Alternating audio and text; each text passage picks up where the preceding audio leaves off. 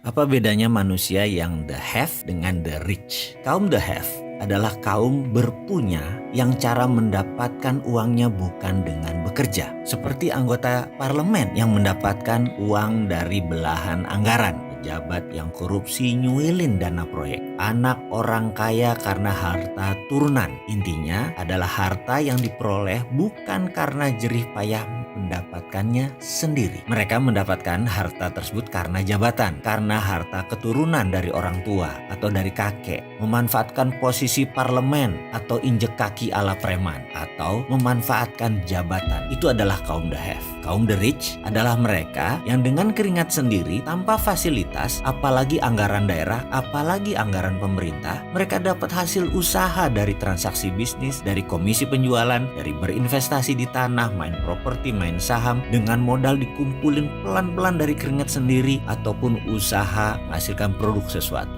menghasilkan barang produksi yang menguntungkan. Coba sekarang kita lihat diri kita pada saat ini. Coba kita audit diri kita. Misalnya, rumah yang kita tinggali, kendaraan yang kita pakai. Adakah kontribusi orang tua kita? Adakah dikarenakan sewaktu menjabat kita menerima sesuatu dalam tanda petik? Atau anggaran perusahaan, anggaran pemerintah, anggaran proyek yang kita mainkan sehingga sebagian dibelah-belah masuk ke kantong sendiri atau masuk ke kelompok kita? Atau kita dapat dari komisi penjualan, dari hasil usaha, dari keringat sebagai karyawan, dari menabung, dari berinvestasi, atau dari membuka usaha sendiri. Saya yakin setelah kita mengaudit singkat, kita sudah bisa menentukan kita masuk kaum the have atau kaum the rich. Kita tidak perlu bahas berapa digit harta kita, itu tidak diperlukan. Kita hanya ingin memastikan bahwa jika dengan jujur kita menghitung harta kita bisa tahu di mana posisi kita. Apakah sekali lagi kita the have atau the rich? Kalau kita the have, cepet-cepet deh pindah ke golongan the rich. Karena setahu pengalaman saya pribadi, seberapapun besar aset Anda saat ini, kalau Anda didapatkannya dari the have,